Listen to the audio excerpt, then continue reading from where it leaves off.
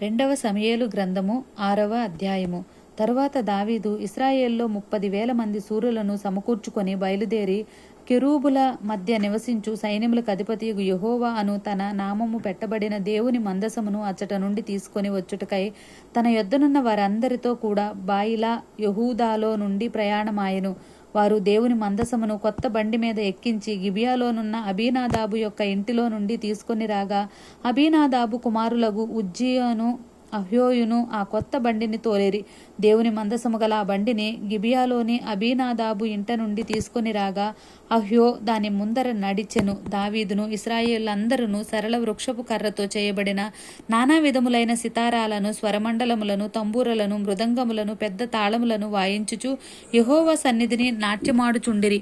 వారు నాకోను కళ్ళము దగ్గరకు వచ్చినప్పుడు ఎడ్లకు కాలు జారినందున ఉజ్జా చేయి చాపి దేవుని మందసమును పట్టుకొనగా యెహోవా కోపము ఉజ్జా మీద రగులుకొనెను. అతడు చేసిన తప్పును బట్టి దేవుడు ఆ క్షణమందే అతని మొత్తగా అతడు అక్కడనే దేవుని మందసమునొద్ద పడి చనిపోయెను. యెహోవా ఉజ్జాకు ప్రాణోపద్రవము కలుగచేయగా దావీదు వ్యాకులపడి ఆ స్థలమునకు పెరేజ్ ఉజ్జా అను పేరు పెట్టెను. నేటికిని దానికి అదే పేరు. ఆ దినమున యెహోవా మందసము నా యొద్ద ఎలాగుండుననుకొని దావీదు యెహోవాకు భయపడి యెహోవా మందసమును దావీదుపురంలోనికి తన యొద్దకు తెప్పింపనొల్లక గిత్తీయుడగు ఓబేదెము ఇంటి వరకు తీసుకుని అచ్చట ఉంచెను.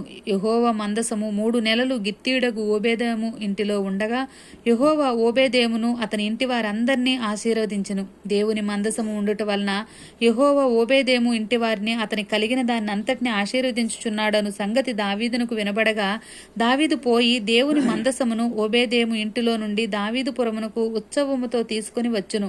ఎట్లనగా యెహోవా మందసమును మోయువారు 6 అడుగులు సాగగా ఎద్దు ఒకటియు కొవ్విన దూడ ఒకటి వధింపబడెను. దావీదు నారతో నేయబడిన ఏఫోదును ధరించిన వాడై శక్తి కొలది యెహోవా సన్నిధిని నాట్యమాడుచుండెను. ఇలాగున దావీదును ఇశ్రాయేలులందరూ ఆర్భాటముతోనూ బాకానాదములతోనూ యెహోవా మందసమును తీసుకుని వచ్చిరి. యెహోవా మందసము దావీదుపురమునకు రాగా సౌలు కుమార్తెయగు మీకాలు కిటికీలో నుండి చూచి యెహోవా సన్నిధిని గంతులు వేయుచు నాట్యమాడుచునున్న దావీదును కనుగొని తన మనస్సులో అతన్ని హీనపరచెను. వారు యెహోవా మందసమును తీసుకుని వచ్చి గుడారం మధ్యను దావీదు అని కొరకు ఏర్పరిచిన స్థలమును ఉంచగా దావీదు దహన బలులను సమాధాన బలులను యెహోవా సన్నిధిని అర్పించెను.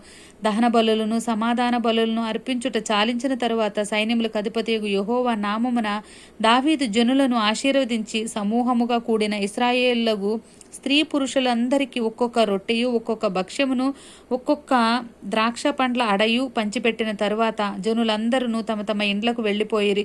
తన ఇంటి వారిని దీవించుటకు దావీదు తిరిగి రాగా సౌలు కుమార్తెయగు మీకాలు దావీదునకు ఎదుర్కొన బయలుదేరి వచ్చి హీనస్థితి గల పనికత్తెలు చూచుచుండగా వ్యర్థుడొకడు తన బట్టలను విప్పివేసినట్టుగా ఇశ్రాయేలుకు రాజువైన నీవు నేడు బట్టలను తీసివేసి ఎంత ఘనహీనముగా కనబడితివి.